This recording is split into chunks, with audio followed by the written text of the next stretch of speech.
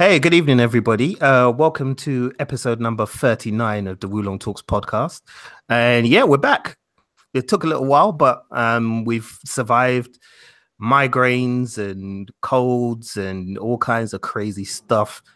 And we're still here. We're still standing. So yeah, we're still strong, man. We're good. We're good. We're good.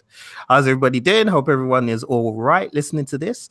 Today we're going to jump into our spoilers review of Black Panther. Now, those of you who are listening to us for the first time, you may not know that we also do small movie reviews every now and again, and I did do a non-spoilers review for Black Panther. So if you're, the one person on planet Earth who hasn't seen Black Panther yet, then you can go and check that out and have a listen to that. That will give you a kind of flavor of what the movie's like and what we think of it. Because as I said, in this one, we're going to go full on spoilers. So you have been warned. If you haven't seen the movie, you probably shouldn't be listening to this right now. But let's face it, considering the amount of money that film is making, pretty much everybody on planet Earth has seen that movie. So yeah, we're going to go in. But first of all, let me introduce the crew who are here. We've got Big A, the man geek up north, who's here with us again. Big A, say what's up. Evening, people, or morning, or whatever time it is, wherever you are. Yeah, man. And of course, we've got the rustling kid in the background, Rich Kid. Rich, say what's up. Aloha. Thank you for the traditional Hawaiian greeting. Anybody listening to us in Hawaii? Hanaka. I don't even know what that is. Yeah. I guess Rich Kid's feeling happy, which is good because it means we're going to get a good show. Hell yeah. All right, man. Well, as said, we're here to do our Black Panther spoilers review. Before we begin with the review itself, though, just a couple of things that we wanted to touch on before we get into the nitty gritty. So those of you who follow us on social media will know that we attended the European premiere of Black Panther. We were very fortunate enough to get tickets to go along and see that in London. And yeah, I mean, we've probably got some thoughts on that. So I'm not going to say anything about it, but Rich Kid, I think you should probably take the lead on this one, man, and let people know, because a few people have actually asked us what our thoughts were of the premiere itself. And we did come out with thoughts about that. Rich, what did you think of like the premiere as a whole, as the experience of kind of seeing the Black Panther movie for the first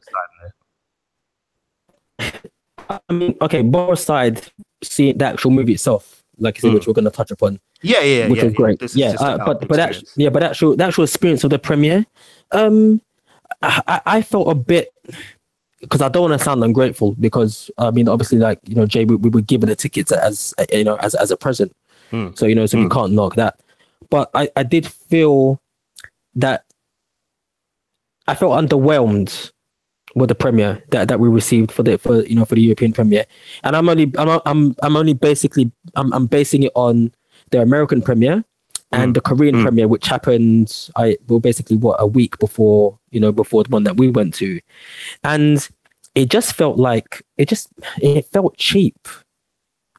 Like I said, I mean, I'm not even trying to talk bad about the people that may have organized this event. I'm just saying that I was expecting it to be, just a lot more glamorous.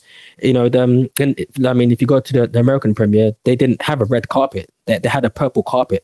Then the dress code that everybody was given to attend the premiere was that you had to come like, in some form of African garment. Like it was an event. That's what it felt like. It felt like an event. And even the same thing with the Korean premiere, like, Korean premiere, like Korea, really? Not saying that. No, I'm not talking bad about Korea, but what I'm trying to say is that of all places, you've chosen that, and you've got the same type of, build up and organization that you had of the US premiere, and then you come to like the UK and they have it in Hammersmith, so they have it in the ends, in it. So like certain mans are from West, you got to use certain language, you get me? So they're having it in West, but it didn't feel glamorous. It just felt like a place where everybody had managed to get tickets for a film that everybody's anticipating to see. And it was a chance to get dressed up, and there were a few celebrities here and there, but it could have just been a lot bigger, especially considering everything that it's managed to pull off in its opening week. Not opening weeks or months. What it's managed to do in the first weekend and the first week, that premiere that it got doesn't do it justice at all. So I mean that's my opinion. It was nice to go and it was nice to see nice people and see the posters and and get the and see the stars come out at the beginning and to hear like a little announcements from like Ryan Coogler and things like that. That was amazing, but it didn't feel it didn't feel amazing to me. And that's and that's comparing it to like me going to the Star Wars premiere. So and I got there kind of late, and I could still see. I can still imagine how epic that would have been. So why am I not surprised? Why am I not surprised? Because it's family. It's my cousin, bro. It's always me. Yeah. No, I was early that day, bro. It was Star Wars. I was early that day, bro. For real. I was suited and booted, mate. Burberry suit, all sorts. Well, listeners, I mean, if you believe that Richard was on time, you believe anything. Et tu, Brutus, et tu. But no, I mean, I think it's worth echoing some of the things that you said, really. For my take, I felt like, I felt like we could have got a little bit more, I guess, razzmatazz, which doesn't really make any sense. But I'm guessing what I'm trying to say is that, as Richard said, in comparison to what we got with the American premiere and how that was delivered and the way that they dressed up the theater and the amount of kind of effort they went to kind of really immerse people, not just in the movie itself, but in an experience. It felt like there just wasn't the same effort put in. And, there was only really a couple of photos that Rich and myself posted up on our social media page, on our Instagram page. And really that was because there wasn't really much to take photos of. I mean, we did try and do a bit of live streaming. So to those of you who are listening to this, who checked out the live stream, thank you very much. Appreciate it. But there really wasn't much to see, which is kind of sad. Because the UK is a big supporter of the Marvel brand, especially Marvel Studios. There's a reason why they always want to launch their movies here early, and it's because the UK crowd always comes out and supports. And there was a really good turnout, for this thing. I mean, there weren't many celebrities, but there were a lot of people who turned up for this premiere. And there were even people outside. I mean, not many, because it was bloody cold, as you would expect from London in the middle of flipping February. Then, it was bitter that night. But in spite of that, there was a lot of enthusiasm around. So, it felt a little bit underwhelming, to be honest, with what it was. But for those of you that wanted to know what the experience was like, I think Rich kind of hit the nail on the head, really. So that's fair enough. Quick question before we go to the next thing. Can I just say that we met Professor Green out there, and he's a top bloke. So we took a picture of him and spoke to him for a little bit. So that was awesome catching up with him. Really nice down to earth fellow. He's done quite a lot of work with my cousin to try and promote mental health awareness as well. So big up to that as well, man. Those of you in America, you probably don't know Professor Green much at all, but he's a musician. He's a rapper from here in the UK, and he was a cool guy. He was very, very, as Richard said, very down to earth and very approachable.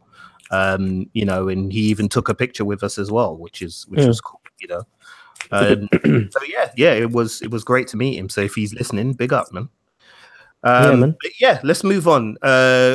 Before we get into the review as well, there was one other thing we wanted to cover, which was something that Richard pointed out, which was a meme I'm sure you've all seen on your social media, a meme that was going around, I think, just before the movie came out.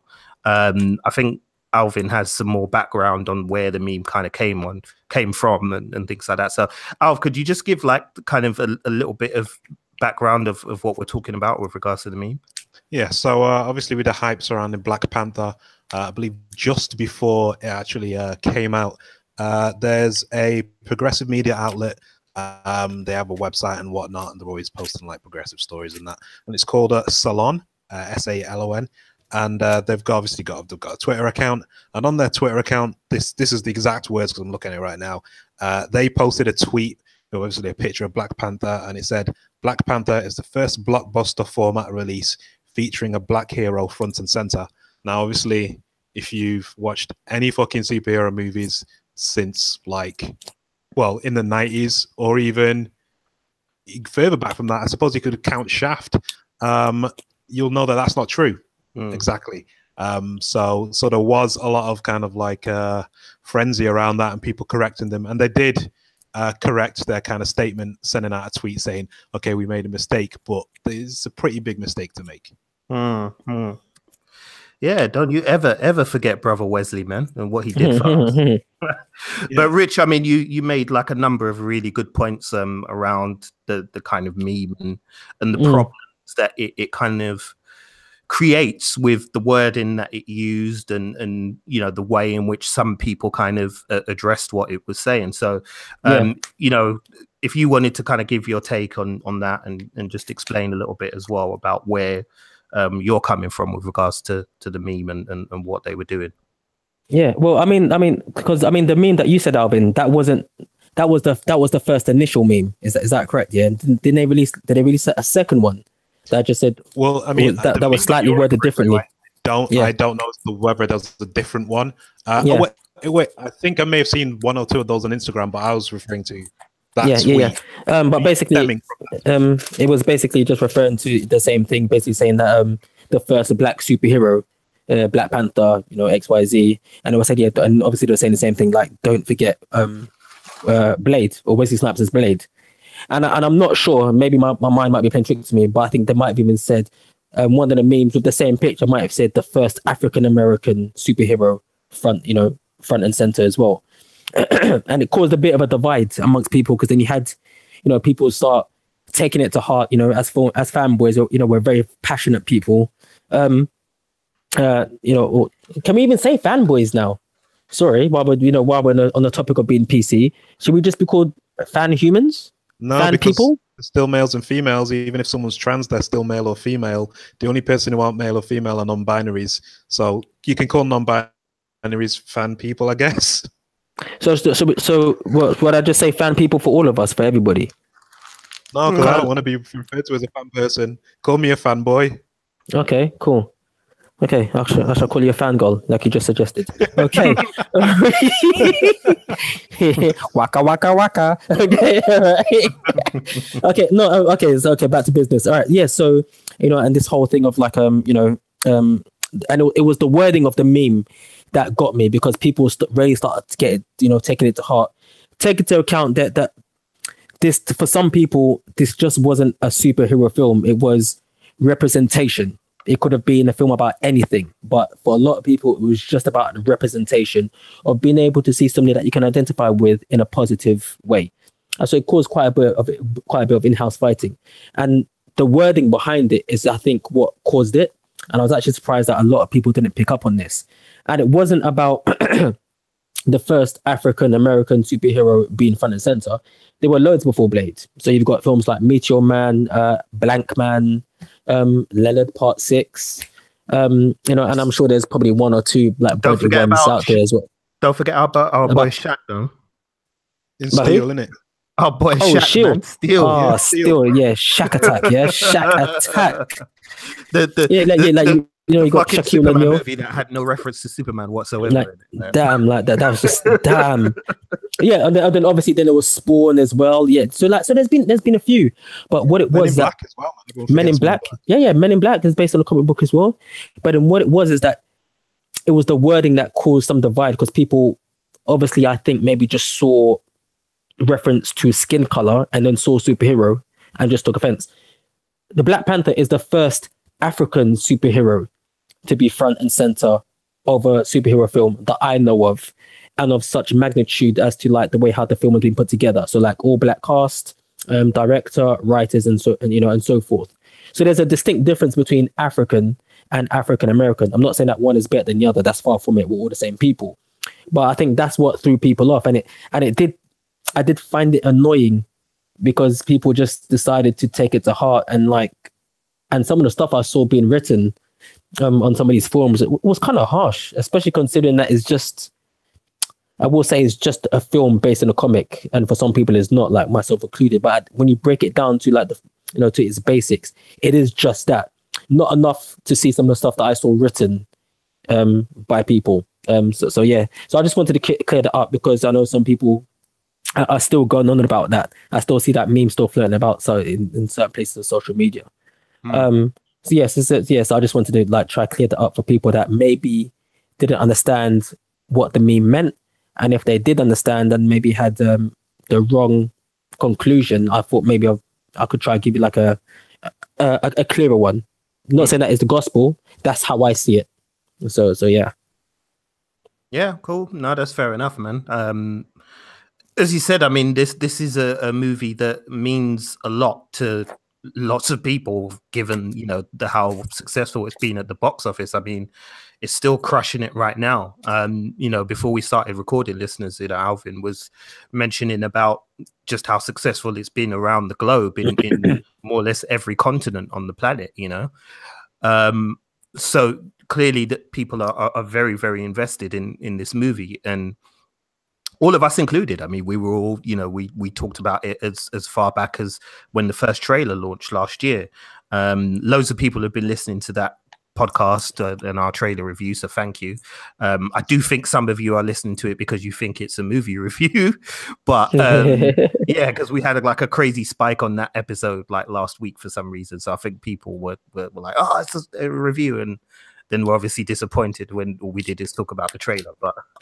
But yeah, I mean, if you've been following us, then this is a movie that we were all pretty excited about and looking forward to, and we were all invested in for a number of reasons, which again we'll go into with our review. But yeah, I think it's good that we try and clear that meme up a little bit so people get an idea of where we're coming from with regards to that as well. All right, but we've waffled on enough, man. Let's get into the actual review, because there's a lot to talk about and a lot to unpack with this movie. As said, I've done a non-spoilers review, listeners, so you've probably heard that by now, so I guess my initial thoughts on it. But boys, I mean, it's the first time we've kind of sat down and talked about it as a group. So first of all, your initial impressions without going into any kind of spoilers or anything, because we'll get into that. But what were your initial kind of feelings when you came out of the movie? Were they largely positive? Were they kind of somewhere in the middle? And just basically give people a sense of what you thought of it. Alv, you can go first. Yeah, after seeing the movie, I had quite a smile on my face, but also at the same time there was a sense of relief as well. I was just happy that they put together a great movie. People clapped, and loads of people waited for the post-credit scenes as well. A high number of people, because I saw it in IMAX, so a lot of people waited for that, which I was quite surprised by. And yeah, I thought Marvel had not only pulled it off, but confidently as well. I think Ryan Coogler pretty much handled the movie pretty well, although I think there's some things that he could have done better. But working on a movie that scale, going from Creed, which was his last movie, to this, and the dude's 31 years old. Directing's an old person's game anyway. You know what I mean? Most directors are in their 40s and above. So for this 31 year, he's a year older than me. You know what I mean? And he's made one of the what's probably going to be one of the biggest movies of the year. You know what I mean? So I'm happy for the guy. Obviously, Ryan, if you're listening, fucking call me so I can be a Wakanda in your next movie, because I'd love that. Yeah, that I can't lie, man. I mean, I love Ryan Coogler. I loved him since Fruitvale Station. I thought he did a tremendous job with that. Creed, I thought he did a tremendous job again. Taking a well-established and well-worn franchise and kind of breathed new life into it. But it does make me sick that he's 31 and is basically free for free now of his movies. He's made 3 movies and largely been successful with all 3. And it's just the fuck, man? Like, you're making the rest of us look bad out here, bro. Like, you got slow your roll a little bit, you know. But yeah, man, I definitely would echo that. Richie, your initial thoughts? Yeah, I loved it.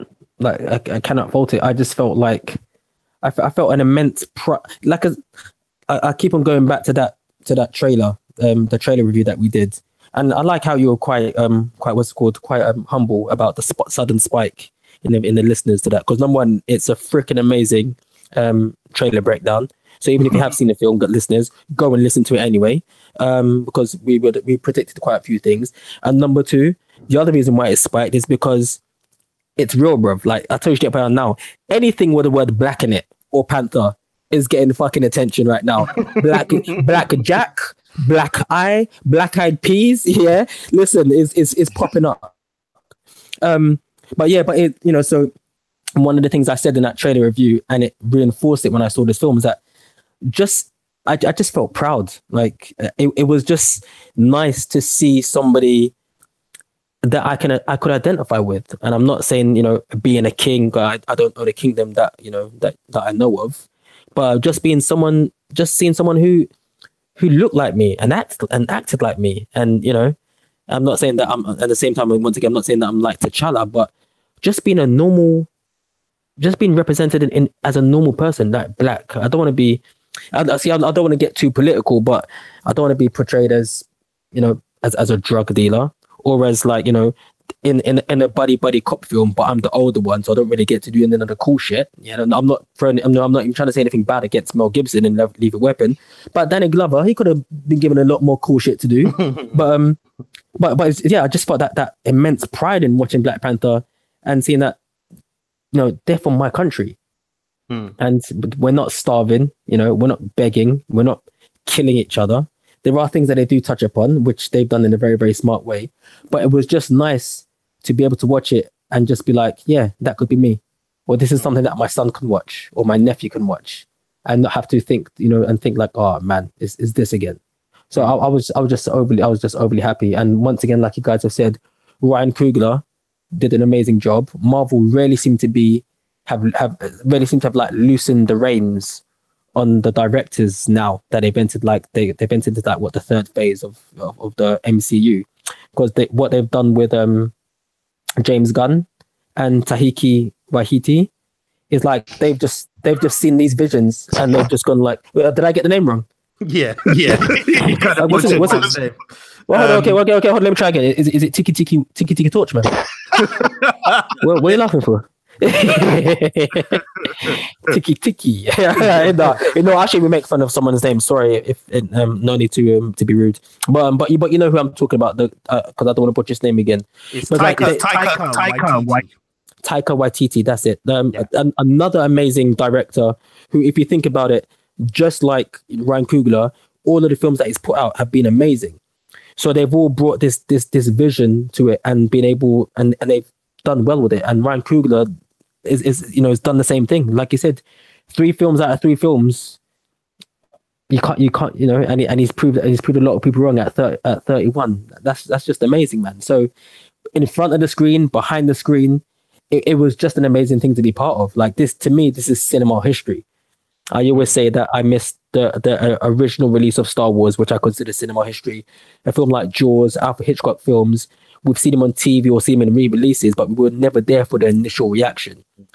The Matrix is a fine example of watching cinema history. Titanic, cinema history. Avatar, cinema history.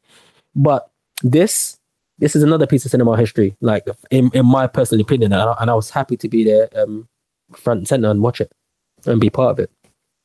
Cool.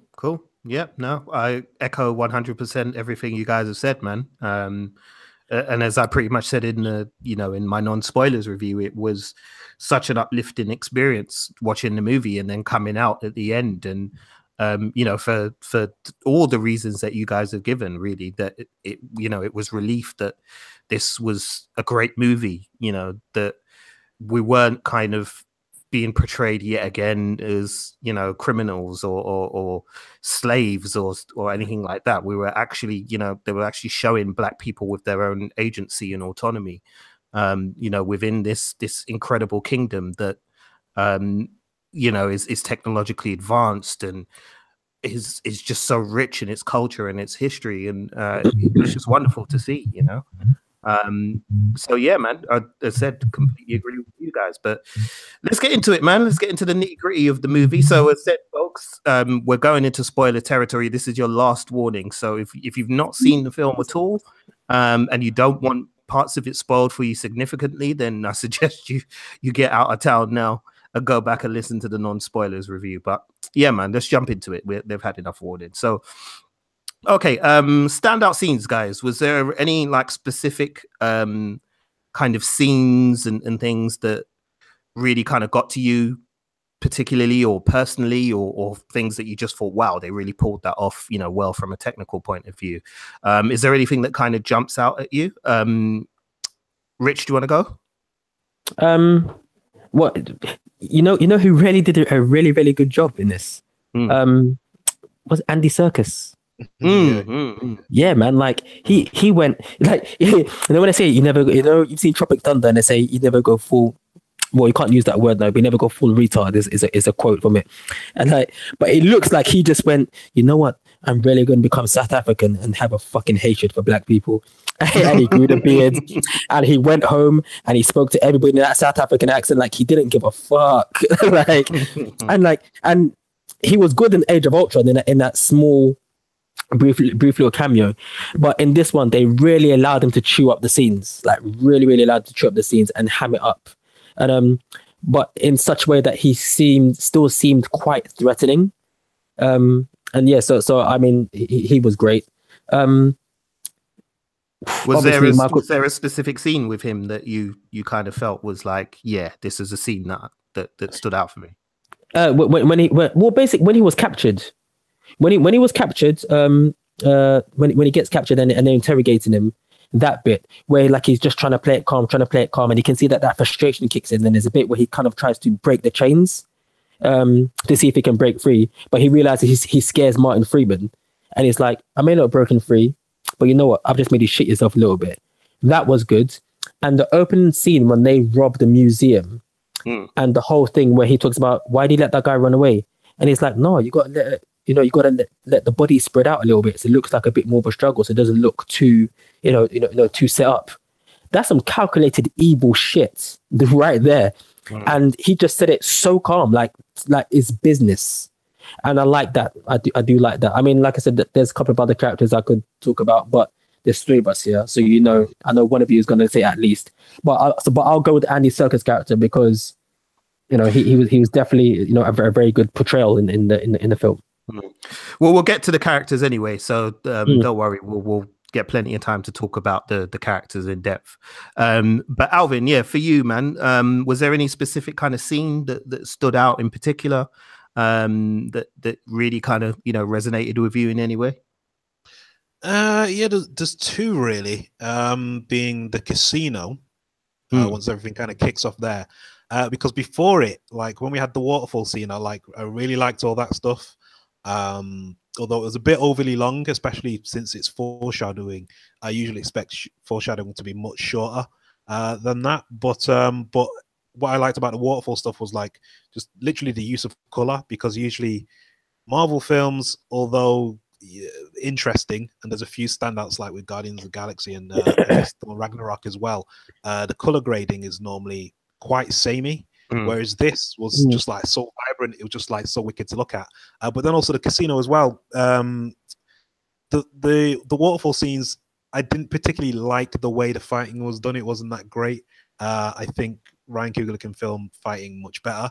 And so yeah, I was waiting for kind of like more action to take place. And when things started kicking off in the casino, that's when it really started to deliver for me. Like when you had like the shots of like Akei with the staff and all that kind of business, and then you had like T'Challa like jumping onto like the balcony and all that kind of business, and it was all in one take.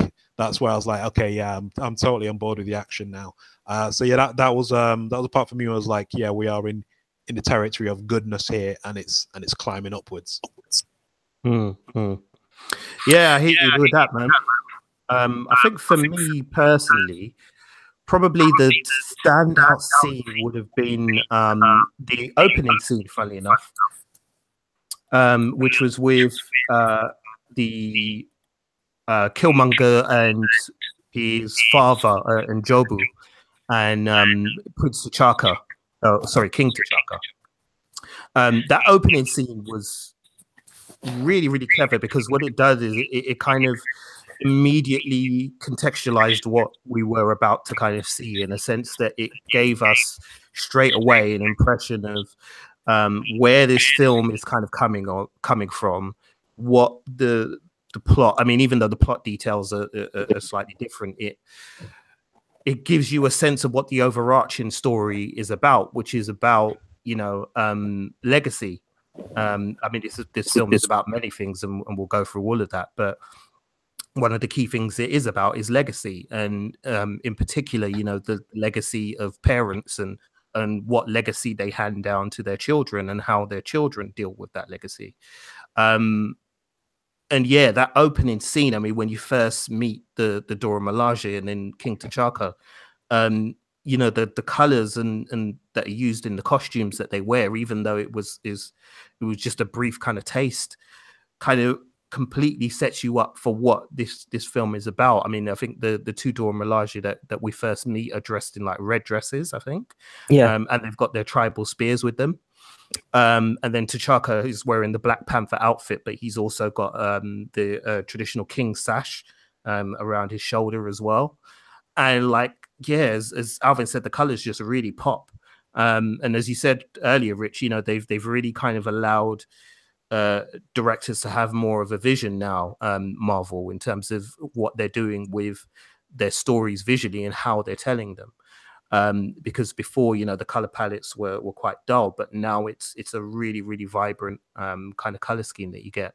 And that opening scene, I mean, the way that it unfolds as well, and what you find out, you know, they give you a little tease of information, but then it pays off halfway through the film, and we'll get to that point. But it's just brilliantly done, and it's got Sterling K. Brown in it as well, who's just a terrific actor. Like he's so talented. I mean, I'm a big fan of his after I saw him in the O.J. Simpson story, and yeah, he nails it here. Like his part is very, very small in this film, but you know, for all the scenes that he's given, he's fantastic in it. So for me, that opening scene was the one that kind of always sort of sticks with me, really, and leaves kind of a lump in my throat, because it's like, oh boy, this is not, you know, your typical kind of comic book movie, in a sense that you're going to get an introduction to the character and this is how he got his powers and da da da da da. No, we're going to set up our story straight away from here, you know. So yeah, for me, that was the scene that really kind of did it. But seeing as you guys kind of touched on characters already, we might as well jump straight into the characters. So what did you guys think about sort of standout characters? I mean, who were the people that kind of stood out for you? Rich, you already mentioned Ulysses Claw. Who else was there in the cast that really kind of stood out to you? Like I said, I'm not going to go for the obvious, because there's three of us here. But Everett K. Ross, like I'm really just trying to touch upon things that some people might have forgotten because they've been caught up in how good it is. But Everett K. Ross, I like that. I like the way how Martin Freeman portrayed him. Like he's obviously, he portrays a man who's quite educated and quite good at his job, but then at the same time, the mistakes that he makes are mistakes that we've probably even encountered in life anyway. So the best way to put it is that, without trying to go too far, but when you watch a film like Get Out, so I remember somebody saying that Get Out wasn't really a horror film, so to speak, and I was like, yeah, well, you know what? You've never been in a room where people have said, hey, but you must be fast because you're black. That's a fucking horror. That's a fucking horror film for me right there, bro. Just being pointed out, and, you know, and the ignorance, and not on purpose either. Like when it's by accident, that's even worse. You know, like it makes you feel even worse because you don't want to correct that person. But there were bits where you see Agent Ross, and, you know, when he's interacting with the Wakandans and he's making certain mistakes, and you're just like, fuck, he's playing it so well, and he won't just portray him in like the normal hey, you're a white man, you don't know shit. He was learning shit, and you could see him evolving as a character, which I really enjoyed. And for the first time since he's been, since we've seen him in Civil War, you saw him earn his stripes, and you find out the reason why he's good at what he does, in the field. So you find out he's a crack shot pilot. You find out that he's pretty handy in a fist fight as well, and he knows his shit. So I like the way how they kind of worked him into it, as like a little side character. So yeah, I was quite happy with his portrayal. They used him very wisely as well, Yeah. which was I thought was really clever, because there was a danger that he could have been too much of a savior almost. In this film, where it's like, oh, we've got to turn to the CIA American agent to help us. But they don't. What they do is they use him, as you said, as somebody who helps to kind of propel the story forward. And has his own little kind of mini arc in the movie anyway, because he starts out one way, and by the end of the movie he's a changed person because of his experiences. So even though he isn't even though he isn't a major character, he still has that arc. And I remember saying with you, Rich, that was one of the things that's kind of floored me about this movie, is how well written it feels to me in terms of the characters, and the fact that they've managed to give multiple characters their own story arc, their own beginning, middle, and end. And that's something that is sometimes rare in big budget movies like this, because you've got to try and juggle so many different things at once in terms of the plot and the main character, and then you're trying to kind of do a bit of exposition as well, and it's hard to kind of fit all of that in. But somehow in this movie they've managed to do that. They've managed to give everybody enough to do so that they're all kind of there for a reason. And yeah, he was definitely very good. I mean, Martin Freeman, he's always a watchable actor in whatever he does, and he brings a lot of that to Everett Ross as well. And as you said, he kind of is a guy who is very skilled, but he kind of makes mistakes, and he has his own misconceptions that are busted throughout the film, and ultimately he becomes a different person at the end. So yeah, it's fascinating. Well, the thing is, what I was going to say is that, and they've done it with a couple of other Marvel movies as well. I mean, probably the most like blatant example would be like Captain America, the Winter Soldier. But you could even say that T'Challa is an actual manifestation of Wakanda and how they should be perceived. And Everett K. Ross, he represents the outside world.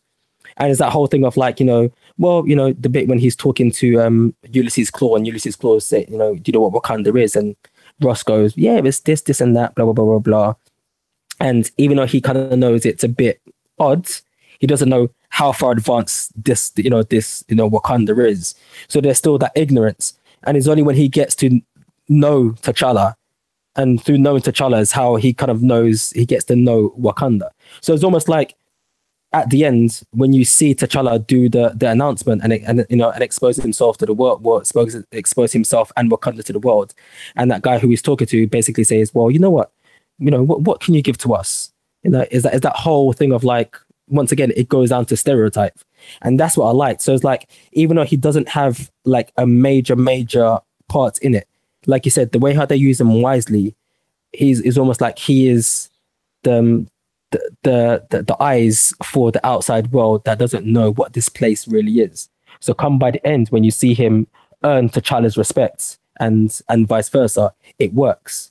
And that's the reason why I think he's used this in such a good way. And that's the reason why I do like his arc. But sorry, carry on. No, that's all good, man. That's all good.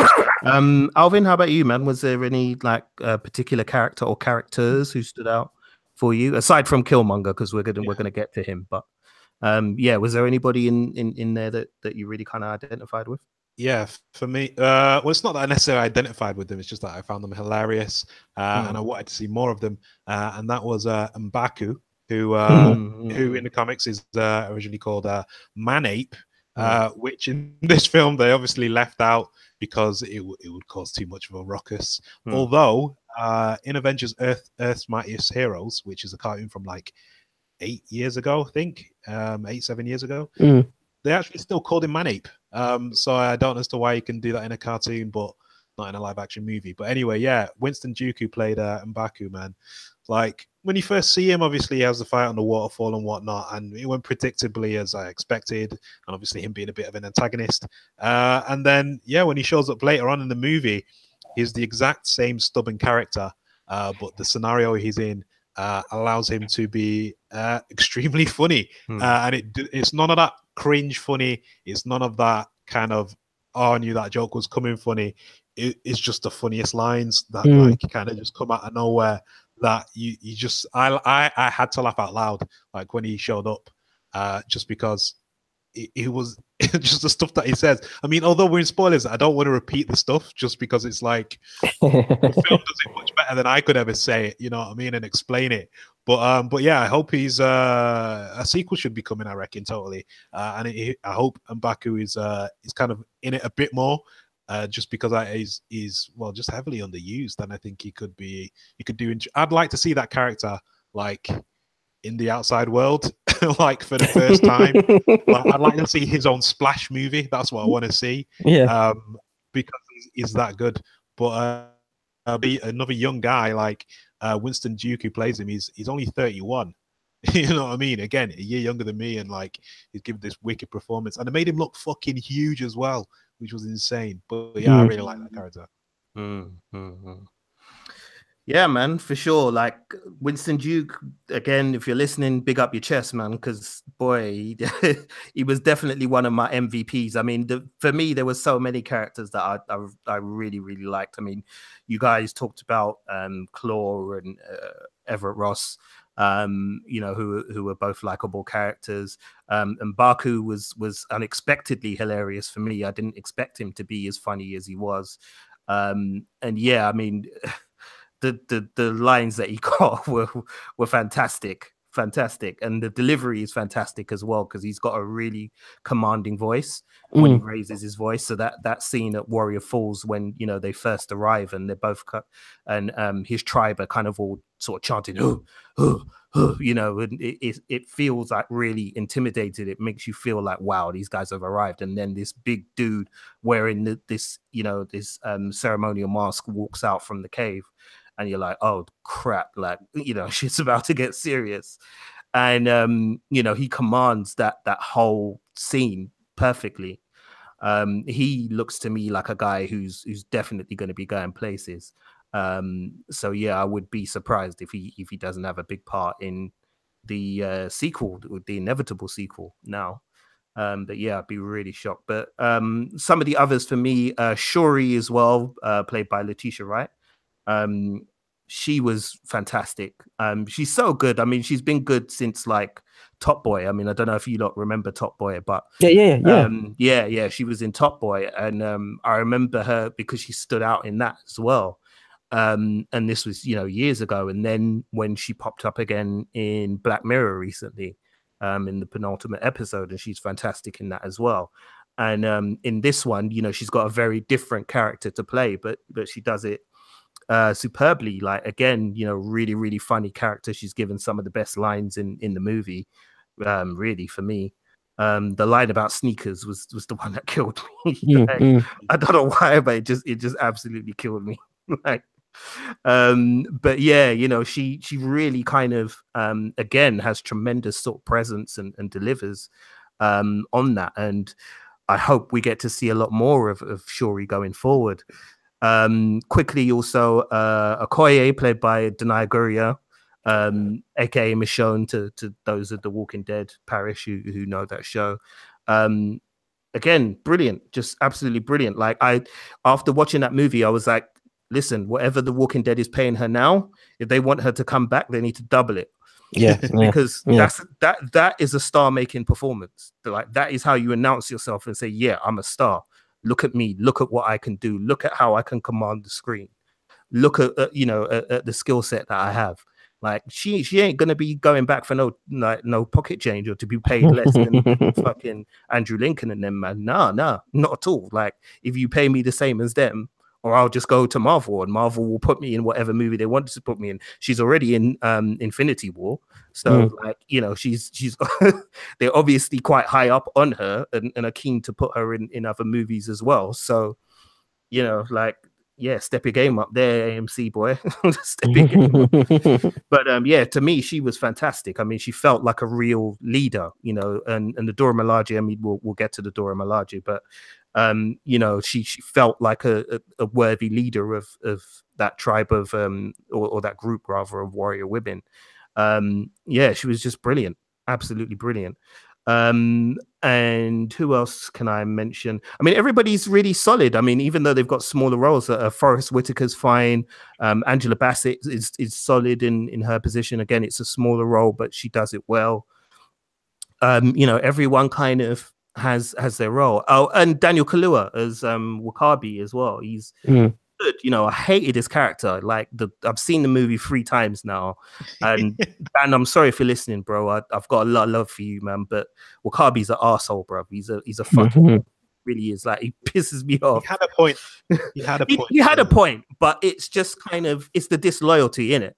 Like, to me, that's true. kind of like, you know, for those that don't know, listeners, you know, there's a certain point in the movie where events kind of unfold, and Wakabi kind of holds T'Challa personally responsible for Ulysses Claw getting away, and as a result of that, makes a number of decisions that put, you know, the kingdom in jeopardy, pretty much. And yeah, I hated him. I mean, when I watched the film on the third occasion, somebody sitting behind me was like, this fucking guy, when he came back on the screen. And then like the person next to them was like, what's the problem? It's like, he's a snake. He's a fucking snake. Right. Yeah, he almost cost them big time in that movie. But he does a great job, man. And you know, I'm really proud of him. I'm always proud to see people from our ends doing well. You know, especially in Hollywood. So yeah, big up to him as well, man. Was there anybody else you lot wanted to add on before we move on? No, I think you pretty much covered it. We've all pretty much covered it with the people who started it. Yeah. Cool. All right. Well, let's move on. So yeah, I mean, major spoiler here, listeners. So again, spoiler alert. But were you guys surprised that Ulysses Claw was killed? Yep. Totally. Because I was like, what the hell? Definitely. Because when I was there and I was watching it, and then when that whole kind of skirmish, kind of scuffle happened, and the gun got pulled, I was like, oh, surely he's not dead. And obviously a few scenes later, you just see his body being dragged in a bag and then opened up, and I'm like, shit, he was really good though. He was a really good villain. What I want to happen is, if they do a sequel, I want a flashback to kind of him earlier trying to like invade Wakanda and get vibranium, and see him younger, but obviously have Andy Serkis play him, because obviously they can do a bit of fucking CGI on him, and probably have a few flashbacks here and there, or on some shit like that at some point, just because it was so good. And for them to kind of like flip the script on us and go, no, he's not the real villain of the piece, Killmonger is. That was quite good. It kept me on my toes, and I like it, but I miss Claw. Rich, did you see the writing on the wall for Claw, or did you think he was going to make it out? I thought he was going to make it out, and in that bit when the shootout happened, I did kind of think to myself, you know what? Maybe he might survive. And then I was like, no, they're going to kill him. But then I didn't think they were going to do it. Like at that point, like, if you know what it felt like the bit in The Force Awakens, where like you see Han Solo and he's talking to Kylo Ren, and you're like, shit, he's gonna kill him. And like, they ain't got the balls to kill him. They ain't got the balls to kill him off. This is Han fucking, holy shit. and then the lady saber goes through him. So that's what it felt like. So it was literally like, as I'm watching that scene, it was so well shot that I literally just kept on flirting between emotions as to whether they were going to do it and if they weren't. But I remember, I don't know if you remember, Jay, like when they killed him, I remember turning to him and like, bro, that was kind of harsh, bro. Yeah. I mean, as said, I was just kind of like, oh wow, like they actually did it. Like I was kind of shocked because you know, for those of you that don't know, listeners, Ulysses Claw is quite an important villain in the Black Panther comics history.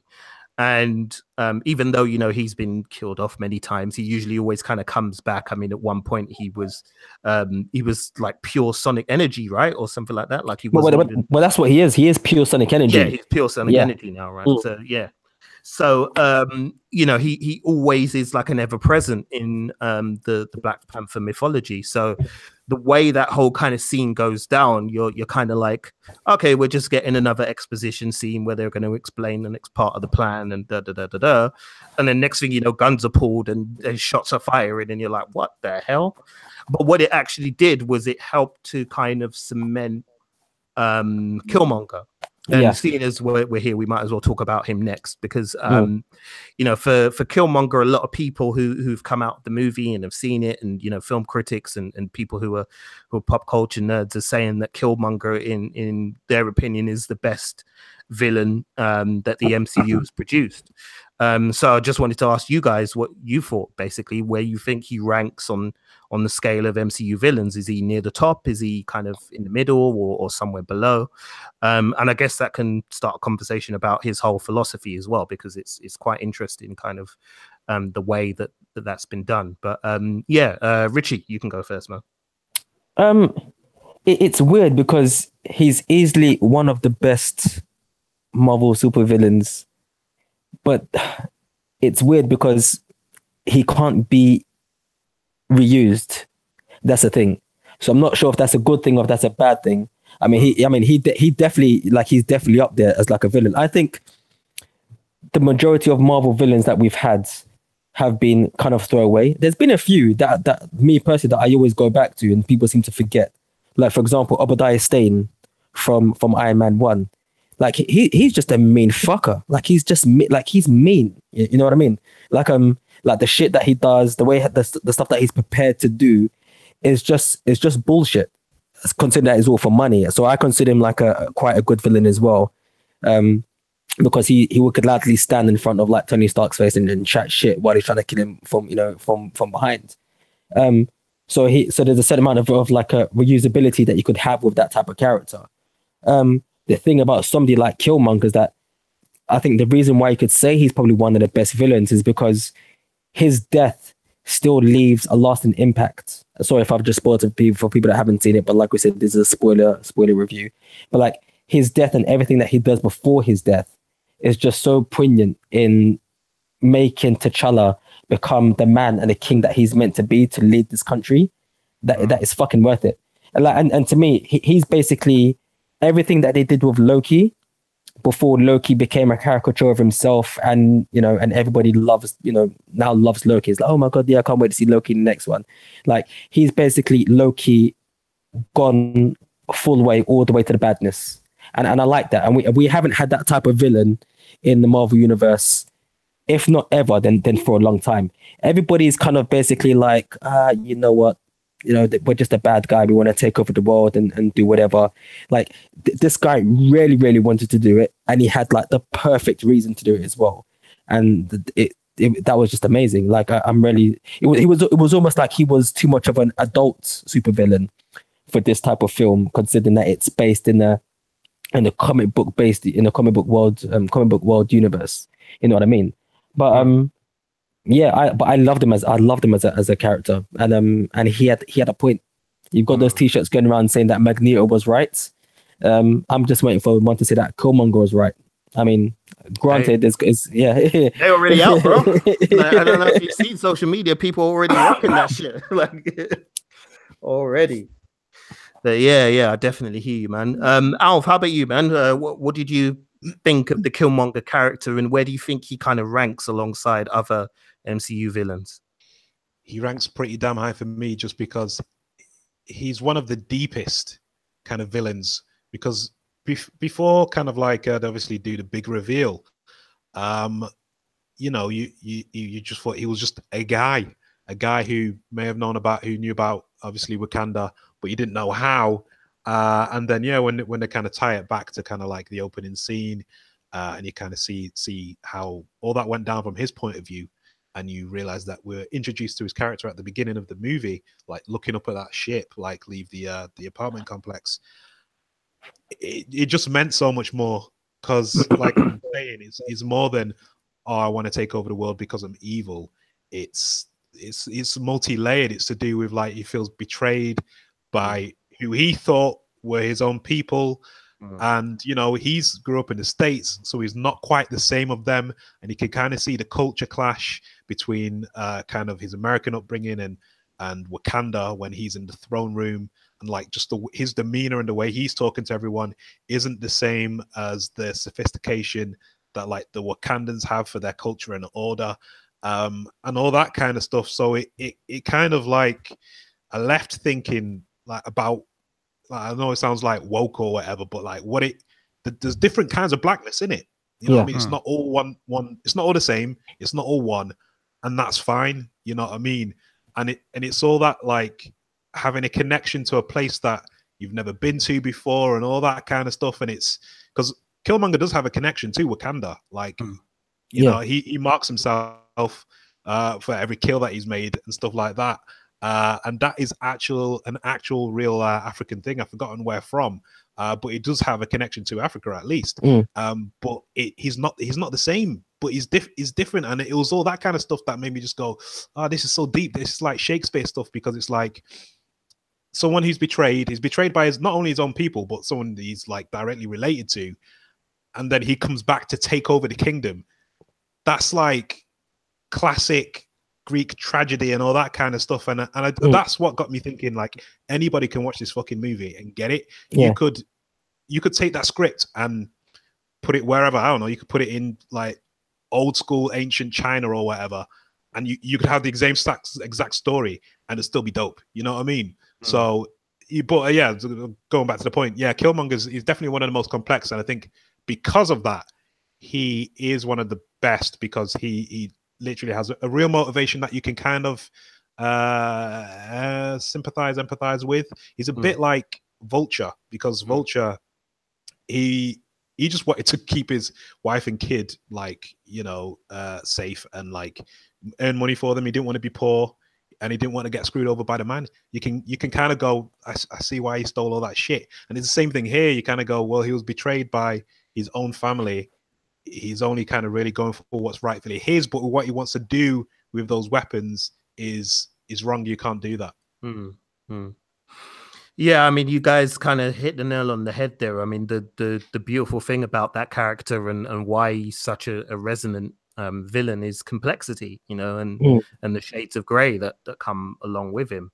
And also, I think what I loved about it as well is the impact he had on T'Challa, on the fact that he makes T'Challa question everything, that he literally has to question everything that he's been taught by his father, by his people, every belief that he's held growing up. You know, he has to sit there and think, shit, like, you know, I didn't know this. I didn't know any of this. Like, how do I deal with this now? You know, it presents a clear problem for him. What does he do going forward? And it's really, really just, it's just so meaty. And Michael B. Jordan, I mean, he's been an actor who's been rising and rising and rising for a couple of years now.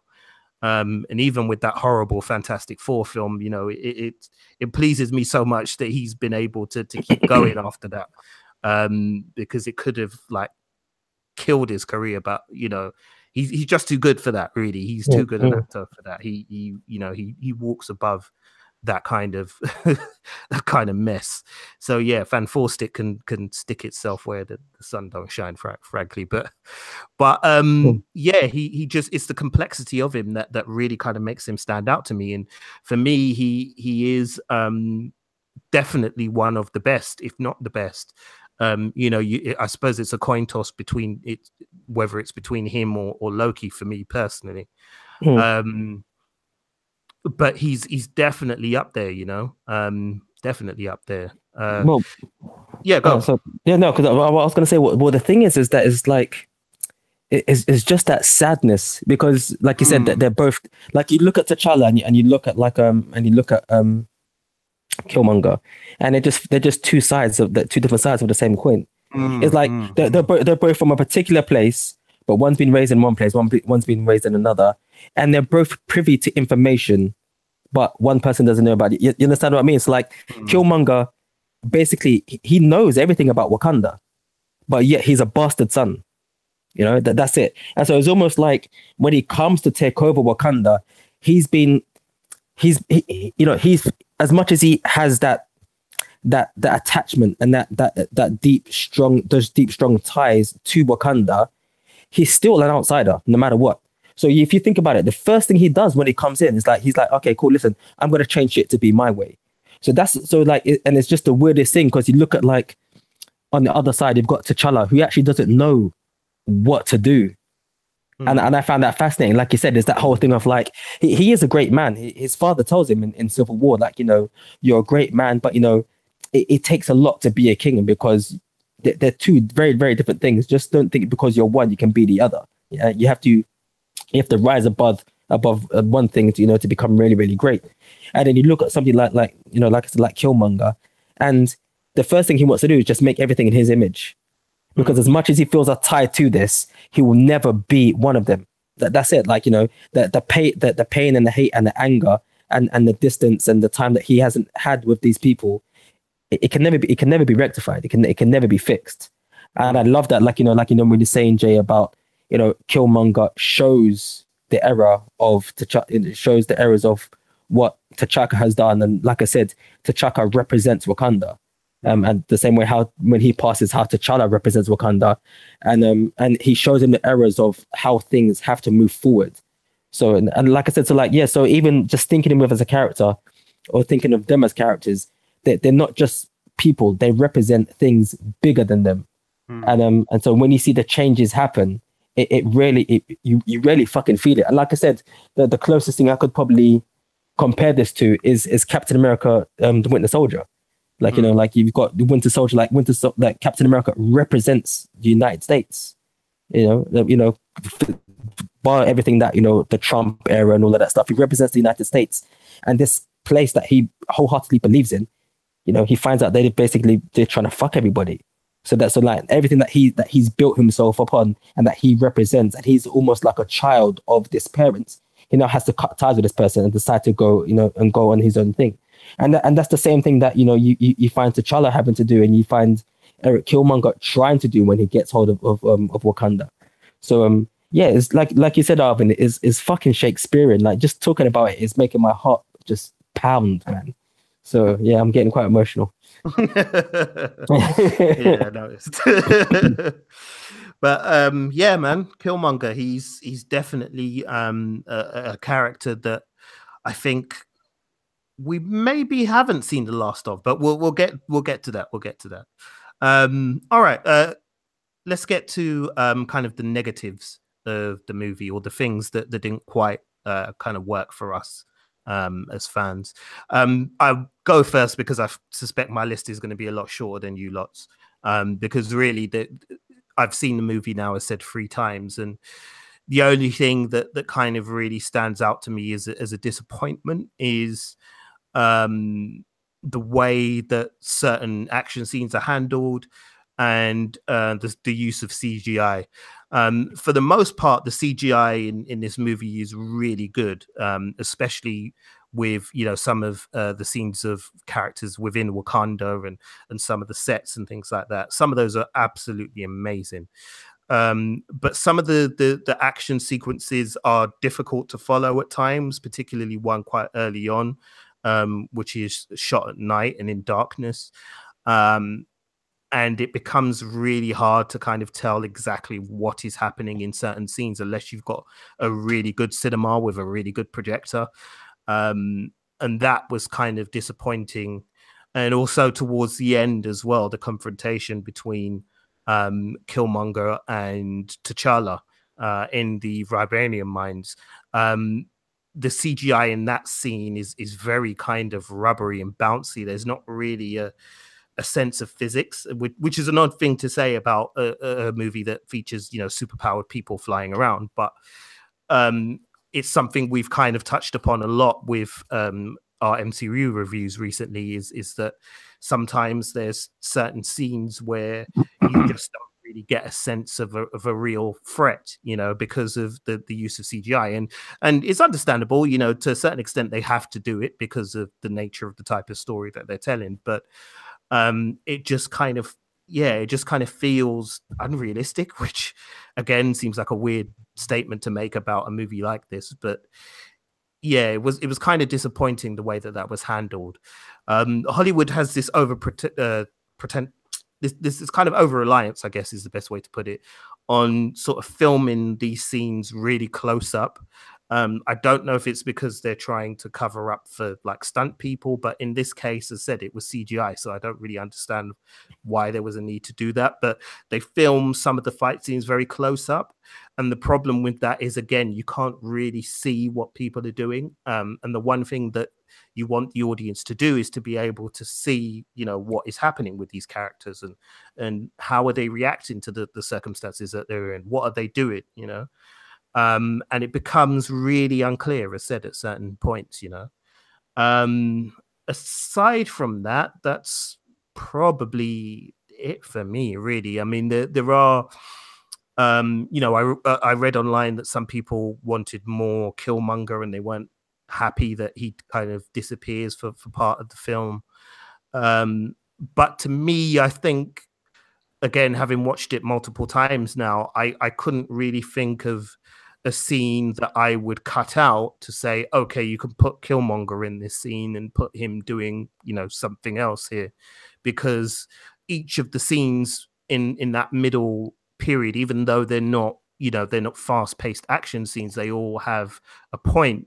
And they're all trying to tell you something, either about T'Challa's state of mind and what he's having to deal with, or what the other characters are having to do in order to kind of rectify a situation that's lost. So for me, probably like sort of some of the action and the CGI. But for you two guys, what were kind of the things that didn't quite work for you in this movie? Alv, you can go first if you want. Yeah, some of the fight choreography and some of the way the actual fighting was shot, like how you said that big scene at the beginning, where it was quite difficult to see as to what was going on. All you could see was people flying about. Also, like the waterfall. I like that scene, but again, it's like everything was quite choppy, and I really wanted to kind of see that they'd obviously taken kind of like a tribal martial arts kind of fighting style that I wanted to actually see, but you couldn't see a lot of it just because it would cut to a next shot when stuff was happening, and like you said, it shot kind of like very close, which is really weird because if you see Creed, Coogler's really confident at shooting fight scenes in Creed, and he does them well. So I don't know as to why he couldn't translate that to this movie. I've heard things saying it's because he normally works on 60mm film, and this film wasn't shot on 60mm apparently. Yeah, it was all digital, I think, because I think Disney do all of their stuff on digital now. So he mustn't be used to the format, I can only assume, and found it difficult to kind of get there with director of photography, maybe, or maybe not. Who knows? But he got into his stride later on. But yeah, that always irks me a little bit. But like I said, it did get better. And like you said, also the CGI as well towards the end. I'm not even gonna lie, like that fight when it first kicked off, I was kind of into it. And then once they jumped down into the mine, I kind of switched off a little bit because I knew it was just a CGI fight. And I wish because the new suit that they gave him was cooler and everything, but it's just a bit too much for me. Like just him in the suit that he had was enough. Yeah, maybe like give him a nanite helmet so he can, I don't know, give it 2 quick taps on his head and then it goes over his face or whatever. But for the whole suit to kind of be like that, and that new power of absorbing kinetic energy, although it was fucking cool to see, it's like, well, where's the limit? You know what I mean? It's like, what's the point now? And I could just stand there and just wait for loads of bullets to hit him, and then give someone a pulse of sound or whatever, a sound wave, and it's just kind of like, But other than that, I think story wise, it was completely sound. The only other thing I'd change actually is the waterfall scene. I wouldn't even foreshadow it. I'd have Killmonger's arrival coincide with the ceremony. So just before it, like a day before he arrives. Oh, right. Okay. Has a legitimate challenge to the throne, because therefore everyone can see T'Challa die or fail. and therefore everyone will be shocked because we don't get to see from like ground level normal people in Wakanda and what their reactions are to having a new king. So I'd like that scene actually not take place there and take place later on in the movie, just because it can be easily explained. I don't think it needed to be foreshadowed, and also I already know about that shit from the comics anyway, so it's just like I already know this shit. So it was just like wait, it was a lot of waiting because like a lot of the introduction I already know about, but I get that it's for obviously you need to keep people who don't know anything whatsoever on board, so they had to kind of reiterate a lot of stuff. Mm-hmm. Also, man, you know why he's got a new suit, bro? They gotta sell toys, man. Oh, yeah. I think this is Disney, bro. Disney gotta make that money. Listen, they need toys, they need masks, they need the whole lot. So change that shit. But yeah, no, I hear you, man. I hear you. Rich, how about you, bro? Was there anything that kind of stood out as not quite working for you? Yeah, I think probably. I mean, basically what you guys have said. The action. You guys listen. You guys know I love my martial arts as well, innit? So, so obviously, like we were following, trying to follow his training, Chadwick's training regime and choreography on social media, and one of the guys that he was training with was Maurice Crump, who's a martial artist and he's a choreographer as well and a trainer. So I just wanted to see more T'Challa to see what he's capable of doing. Because if anything, he's meant to be the equivalent of Captain America and a Winter Soldier and to a sense the Black Widow, and I never really got a feel for that I never felt that he was dangerous, like he steps into the place and when he starts putting hands on people he really starts for excuse my language but fucking shit up. I was waiting for that Winter Soldier type of moment. And it doesn't necessarily even have to be the bit at the beginning where Captain America is just running through that boat and just decimating people. It didn't even have to be that. But I wanted something at least to show that he is, this guy's capable of handling himself. Because the way how it was kind of portrayed in that casino scene, it was okay. But then I wasn't blown away. I was more blown away by the Dora Milaje, who like and like you said, and the thing is, the way how it was shot with T'Challa, it's weird. I'm not sure, because I don't want to try and start any form of rumors, but I'm not sure if they didn't have enough faith in Chadwick. I know that he has done. I know he actually does do martial arts with Maurice Crump anyway. But it almost felt like every time when he was fighting, like it was very, very close quarters and you couldn't really see his face. Whereas like with the Dora Milaje, they were quite long scenes and quite long shots, and you could kind of see. It was quite a lot more spread out, maybe because they're losing a staff to fight. But then, so I had that issue with the choreography. The suit, I think by him not having a heads-up display, it caused a bit of a problem in my connecting with him when he's the Black Panther for too long. So obviously you've got the whole back and forth between him and Shirley, which is amazing. Like, you've got like the jumped up, excited little sister who's actually able to help her big brother in the field and stuff like that. It just works. But then it gets to a certain point where you could see that they knew that they had a problem, because every time T'Challa got hit, and he got kind of dazed, like they'd make the costume come over his face just to remind you that it's not like it's not a CGI character they're fighting on screen. So they're trying to reinforce the person that you're rooting for as well, and it feels a bit forced for me. I mean, some people might not have clocked into it, but if you love your action scene and you love your martial arts, and if you're waiting for a big throwdown, then as far as I'm concerned, I want to be able to see people's faces. That's what I want. So I had that issue. There was another issue as well, but my mind has drawn a blank. Oh, sorry, it was Alvin. Is you basically saying that the reason why they may have had problems filming the choreography is because Coogler's used to filming it in a particular particular format. I won't even put that down to it. I would like to say, or I would like to think, it's because the style of fighting that they were using isn't something that's really been portrayed on screen yet. So maybe they haven't found that rhythm or that formula to make it perfect it to make it look good on screen. Now that so an example I would use is be like you've got a host of films now that now have Wing Chun in it. So like you can say it started from like the Donnie Yen era where he first came out with the first Ip Man film, but before that, Wing Chun had never been portrayed on screen in a good way because it's a good fighting method, depending on who you're talking to. But for it to look good on screen is very, very hard. You have to like take certain liberties with the style. So I can only assume that's the only reason why the fighting style for T'Challa wasn't that great, is because I don't think they really figured out how to how to make it look good on screen, which is something I really hope that they do rectify come by Infinity War and Black Panther 2. But off the top of my head, those are the only main issues that I had with it, to be honest. All right, cool, man. Well, let's get down to our final scores then. I really, really like this movie a lot. I think when it's good, it's amazing. And the negatives that I have were nitpicks. They weren't things that I could say really kind of threw me out of the movie experience as a whole or undid anything that had come before it. And as said, I really, really enjoy it.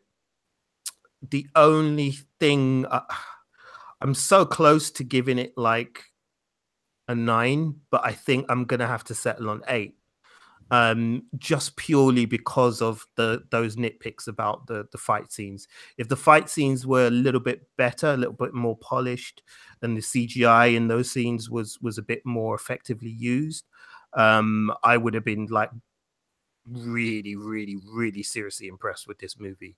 But as it is, I am still seriously impressed because of, as said, how much they've been able to achieve from a storytelling point of view, from what they've done with their characters, from the way the story works from beginning to middle to end. It's a phenomenal achievement. And especially considering, as said, Ryan Coogler's, never made a film on this scale before, and he's pulled it off hugely. Huge credit has to go to the script writers as well for the work they've done. I think Joe Robert Cole is his name. I think he's Marvel's in-house writer. He worked on the script with Coogler, and they delivered like a terrific movie. So for me, I'm gonna go with 8 out of 10. Boys, how about you? Alvin? Okay. Yeah, it's difficult. Because like you've just mentioned, Jason, there's like a lot, well, let's say a lot of problems, a few problems here and there. It's not perfect, but the story is, like you said, it's so fucking good. If it didn't have that story and it was still this movie and it had a different story that wasn't as good, it would just be in the realms of okay.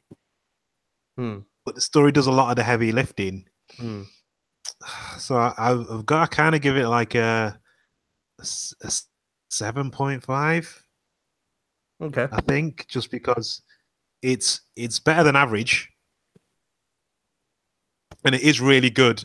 And somehow it does feel refreshing, although it's not particularly doing anything new.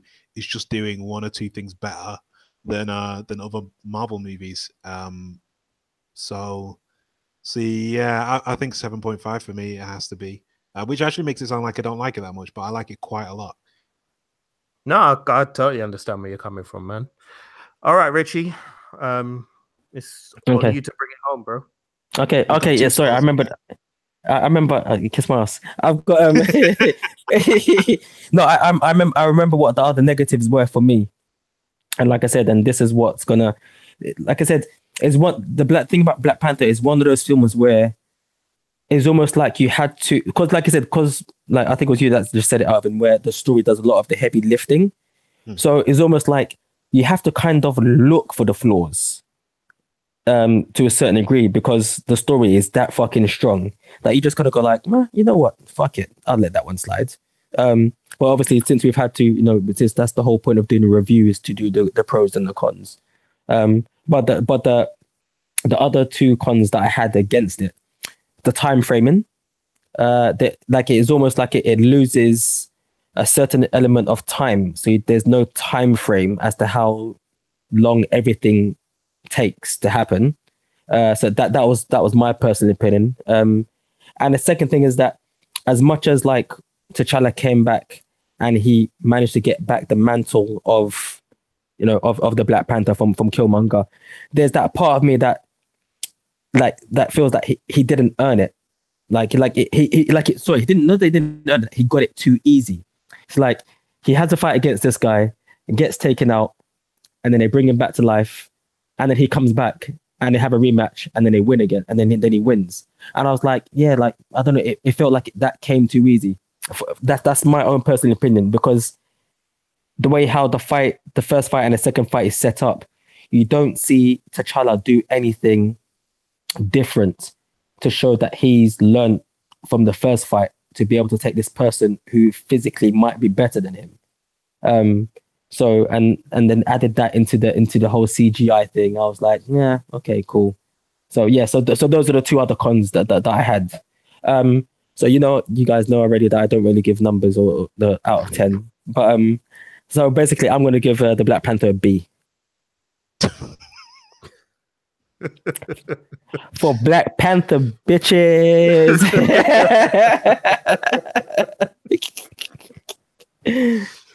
Oh my god! You know I can't even be bothered to argue with you today. Yeah, right? you know what? Because I know Alvin wants to, but I know Alvin wants to question my thing, but I've got one thing to say to you. So once you start arguing, I'll start. So if you want to come, then you come when you're ready. Okay. I always let you have it.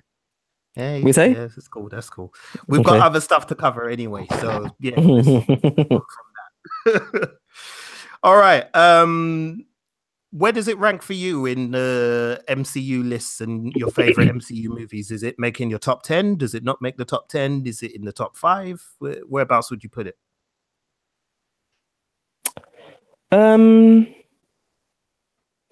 You talking to me? Well, since no one else has answered, it's weird. Yeah. It's weird because it's the same thing that I say about The Winter Soldier. The reason why The Winter Soldier is such a good film is because it's not a superhero film. No, it's not. That's right. Yeah, it's not. It's it's a film that just happens to have superhero elements in it, which is probably the reason why superhero films that take that stance, the reason why they're so good. And so I look at Black Panther, and it's done so differently. It's weird. Like, as much as you know that it's tied to the MCU, it doesn't necessarily feel like it's tied to the MCU. Like this could have even just started a whole new trend. Like, after this, whatever they're gonna bring out, like it's gonna have to be fucking epic. Shang-Chi in it. Yeah. They could do that. Man. So I don't know. Like people have asked me this question quite a few times since I've seen it, and I'm still struggling where I would place it, and not because it's not good, but because it's done so differently and it's done so well that I wouldn't know where to go, because the Marvel have used, give or take, the same method for the majority of all of their characters.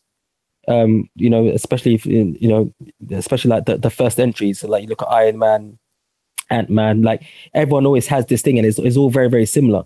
Whereas like with the portrayal of Black Panther, it's something completely different. Like they've changed their method of how they're making this character relatable. And so that in essence for me has an effect on the whole film. So I wouldn't know where to put it. Okay. That's how I feel about it. But like I said, it's still an amazing film. Okay. Alvin, how about you, man? Well, are we pretty much in agreement? You don't have to put an exact place for it, but just whether it would make, your top 10 or your top 5 or. But are we in agreement that The Winter Soldier is number 1? Yeah, I would agree with that. Yeah. Okay. So if we're saying Winter Soldier's number 1, oh my God, it's hard. It's hard to do.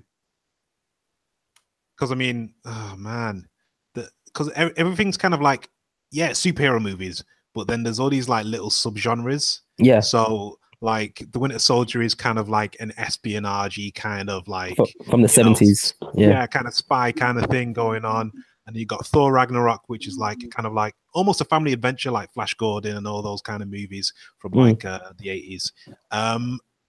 So and everything's a bit different, you know what I mean? So it's really hard to kind of place everything because so many of these movies go from being either good or great. There's not really a complete dud.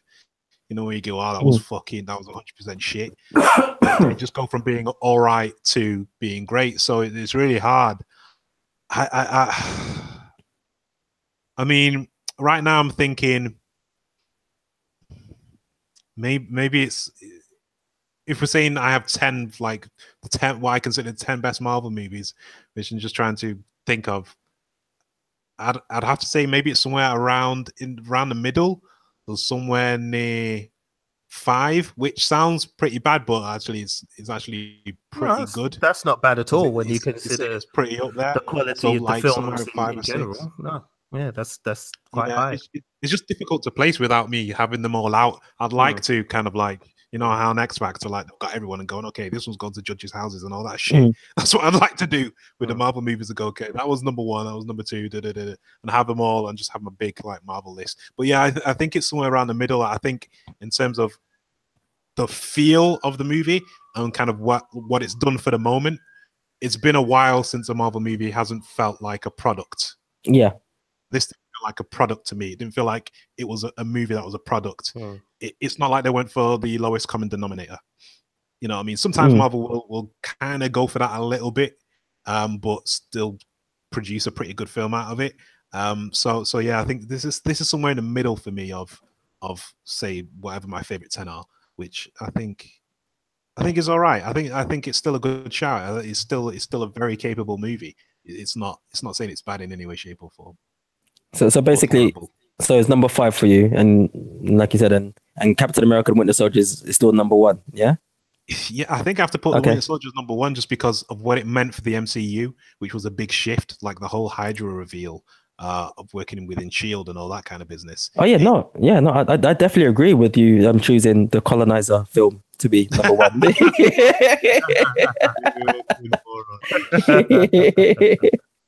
Dear. Well, if you've seen the film by now, you'll get that joke. For me, I think at the moment it is just outside the top 5 for me. Like literally by a fag paper outside. In fact, I would probably even maybe say it's joint 5. Yeah, I would say maybe it's joint 5 for me. Which is amazing considering like the film has said, you know, we've been introduced to this character only once in Civil War. You know, and what he had was effectively an extended cameo in that movie, and for his first solo outing to be, you know, so strong, really shocked me. So yeah, he's probably Black Panther's going to end up about sort of joint 5 for me on the list, really. Which is, as you said, is sensational, really, considering how strong the MCU output is. You know, I mean, out of they're what, on 18 films now, is it? I think it's 18 films. Yeah, 18 or 19. Long ago, man. I just go to watch that shit. I don't even count anymore. Yeah, I think it's 18 films, and I mean, really, out of the 18, there's probably only 2 that I really didn't enjoy. The rest of them I enjoyed on one level or another. To varying degrees, but yeah, I think Black Panther ranks about kind of halfway in the top 10 for me. So yeah, that's about as clear as mud, listeners. But there you go. I mean, let us know what you thought of the movie as well, obviously, and where you would rank it in the MCU too. I mean, where does it kind of rank for you, and why? We definitely want to hear from you on that. So let us know. Right, boys, before we wrap it up, I think we should probably do a little bit about the post-credit scenes, just purely because I think in particular the first post-credit scene is not only very poignant, but also because from, you know, a geeky point of view, it's actually quite impactful and potentially quite impactful. So for those of you who don't know, in the first post-credit scene, T'Challa chooses to go before the United Nations and basically explain that what Wakanda is, and that Wakanda is going to open itself out to the world. We don't know exactly what shape that takes at this point, but towards the end of the film, he talks about, setting up an outreach center in Oakland and kind of things like that. So, and a knowledge exchange and things like that,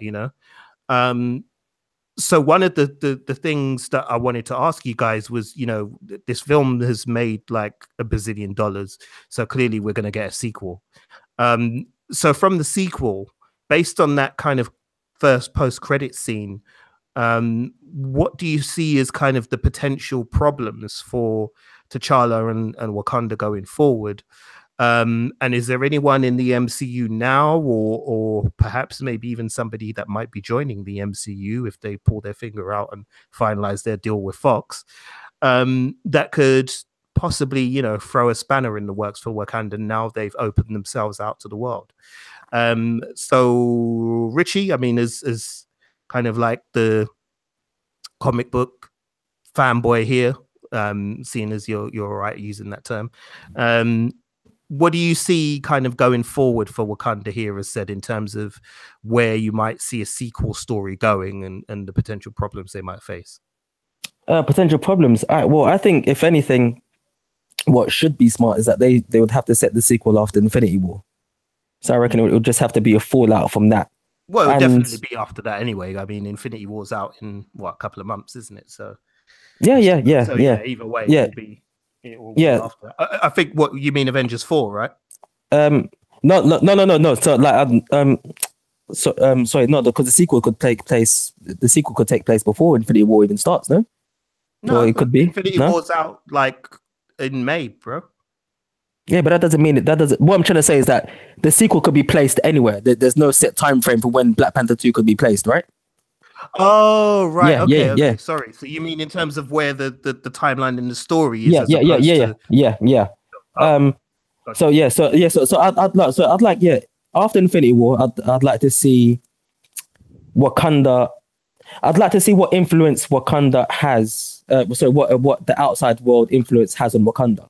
Because from what I can gather, we're going to see now is that we're going to see what influence Wakanda has on the outside world, and they're going to play a major part in Infinity War when Thanos comes. But you can't make an omelet without cracking a few eggs. So there's going to be some form of casualties, and just like the majority of things anyway. Once you open your doors, the draft, the heat leaves, and the cold air is able to get in. So I'd like to see what kind of basically what type of influences are going to try and infiltrate Wakanda, and whether they're going to be whether they're going to be positive, whether they're going to be negative. You've got somebody like Eric Killmonger. There's not going to be a lot of people. He's not going to be the only person to have that type of thoughts. As opposed to the country and where have you been for this X amount of time and why have you done certain things. And then also you're going to get more people like Claude, who are going to see this and going to be like, well, listen, forget diamonds and, and forget gold. Like, you've got vibranium, you've got the most precious metal ever. So I'd like to see what kind of impact that has now that Wakanda is known. And then obviously you've got the whole technological aspect and how is that going to affect the rest of the world. So those are the type of things that I'd like to see. Villain wise, I'm not even sure if I'd even know who could even come back. You know what? I'm going to throw a span in the works. I'd like to see Ultron come back, just because he'd be something different, and he'd be a villain that would make one of the first villains to make like a second appearance, and just basically just view Wakanda as like, shit, how did I miss this place? And this place is fucking amazing, and this can help me fulfill what I wanted to try and do the first time, where I failed, just because like they're just so much better than outside world. So I'd like to see that.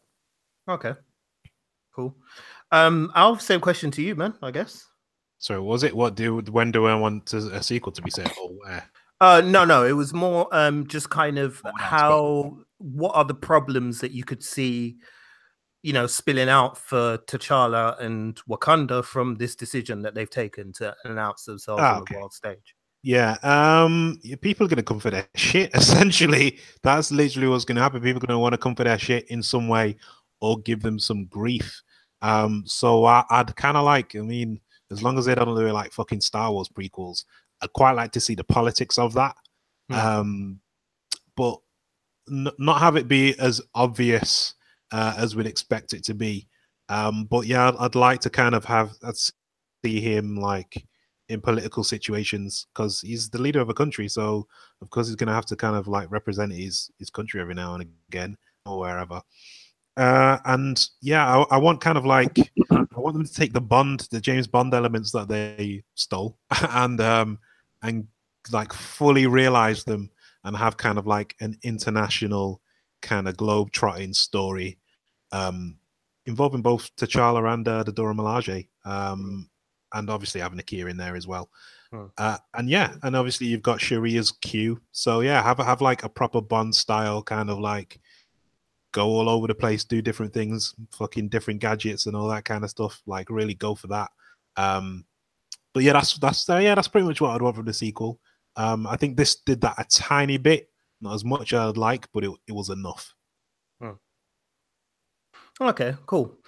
For me, I think you guys, I mean, I would agree, obviously, if you're an isolationist nation and you decide one day that you're just going to open, your doors to the rest of the world, especially when you're sitting on, the world's most precious metal, that obviously is going to invite problems, I think it was Vision who says in Civil War that he says, our very power incites or invites conflict.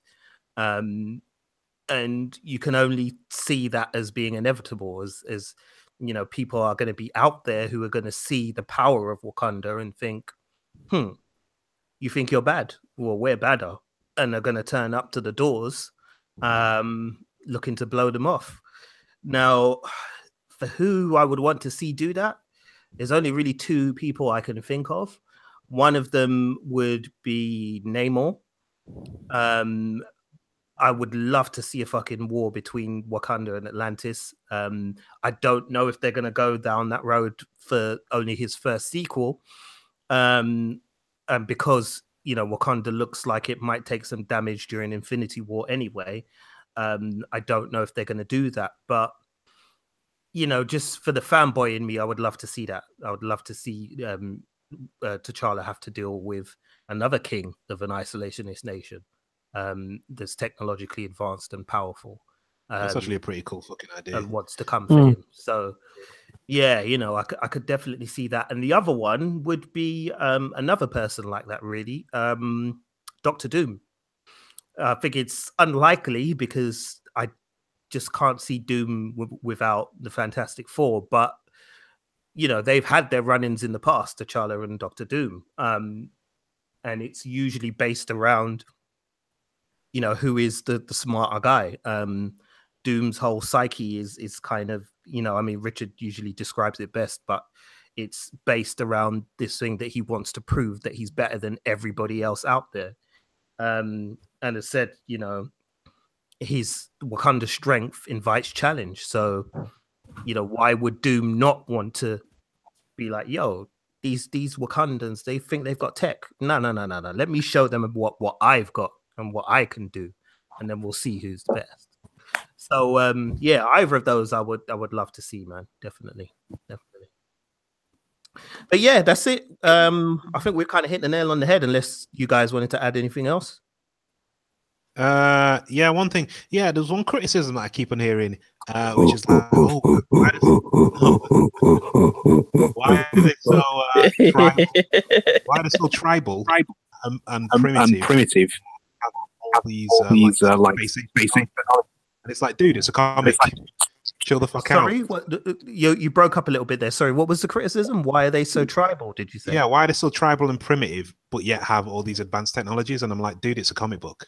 Like, what the hell? Like, it's a comic book. It's based on a comic. That's in the comic. Just accept it and watch the film and enjoy it, innit? Like, I really don't understand people sometimes, It's like they come out with the oddest shit, man. Like, me and Rich were talking to somebody that we know at our day job, and they were saying that somebody had watched the movie and come out with the complaint that the accents didn't sound the same. Oh my that gosh. all the Oh yeah, accents were yeah. different. And yeah, there's just be some weird shit that people have said about the like that have come up with as complaints. They said, "Oh, I don't like that."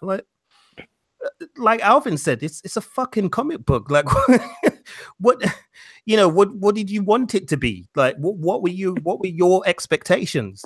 I mean, obviously, you weren't entering into the film with an open mind in the first place, if that's the first thing you pounced on. Not like, anything to do with the character specifically or story elements or anything like that. No, that's the thing that bothered you. It's just like really odd, really, really odd. Yeah, I've seen a couple of odd comments as well, but I've mostly just bypassed that shit because these people are talking shit mostly anyway. But yeah. No, man, I don't know. People are weird. Anyway, I said let's wrap it up, boys, because we've been going for quite a while on this one. I think this might actually beat the record for the Last Jedi recording for length. Because that one was almost 2 hours, and I think this one's almost 2 hours as well. Oh wow! So, yeah, we've covered just about everything we're going to cover, listeners. But as I said, if you do have an opinion on the movie, and if you saw it differently to us, and there were things that worked and things that didn't, then let us know. If you listen to the end of this recording, you'll hear a little trailer where you can find out some more information about how to get in touch with us and stuff like that. Before we go, I just wanted to say a couple of big ups as well. Wanted to give a shout out to let me see, I've got my little list here. The Man Braden podcast, is J Del Negro, the Just in Time podcast, hashtag Blackout, who've been really good to us recently. Actually, they gave us a really good review on iTunes, so thank you for that, guys. It's Whatever podcast, Damn We Grown, shout out to Miss L as well, and the Two Shots in a Brew podcast, Radical Star Productions, J360 Productions, Jeff from the Comfort Driving podcast as well. Thanks a lot, man, for all the support. Got to give a shout out to Rob as well, Rob Wade from Emotionally 14 podcast. Hopefully we'll get him on the show very, very soon. Simon from Admit One Movies podcast as well has been really supportive to us, so thank you very much for that. And as a matter of fact, I've got to give a big shout out to the whole Britpod scene collective as well. They've been really good to us. If you don't know about the Britpod scene, they're a collective of over 100 British podcasts, all independently produced, and they're really diverse as well. There's a lot of different stuff there. So if you've got an interest in sports or gaming or chat or anything like that, you'll find a podcast that suits what you're looking for at the Britpod Scene podcast. So when you're on social media, just type in Britpod Scene and have a look. I'm sure you'll find something to your taste there. All right, let's wrap it up, as I said, because we've been going on for a little while. So my voice is super dry right now, so I need to drink some drink. Somehow I forgot my water bottle. I don't know why. I usually always have a water bottle next to me, and I completely forgot it. So yeah, man, I need to go before I start sounding all croaky and stuff. Alf, where can people find you at, man? And where can they holler at you and all of that? Yeah, you can find me on Twitter and Instagram at BigA85GL. If you want to check out the YouTube, that's youtube.com/Big A the Manky Geek. Cool. And Rich Kid, where can people find you, bro? On Instagram, Rich Reviews. Is it Rich Reviews 26? Shit, what is it again? wait. Every week you can't remember your own bloody thing. Yeah, it's Rich_Reviews is where you can find me, and then also you can find me and Jason on Instagram as Wulong Talks, and obviously www.wulongtalks.com will take you to the blog, and then also the YouTube channel and various other platforms, which I'm sure Jason will now tell you about as well. Yeah, as I said, we've got a trailer at the end, so listen out for the trailer. That will tell you everything you need to know about where you can find us. All right, I'm gonna say goodnight, man, because I said my throat is tapping out in here. So let me say goodnight. Alvin, say goodnight. Good night. Rich Kid, say goodnight. Good night. Cool, and it's good night from me. Peace. Bless everybody, and we'll catch you on the other side soon. Peace.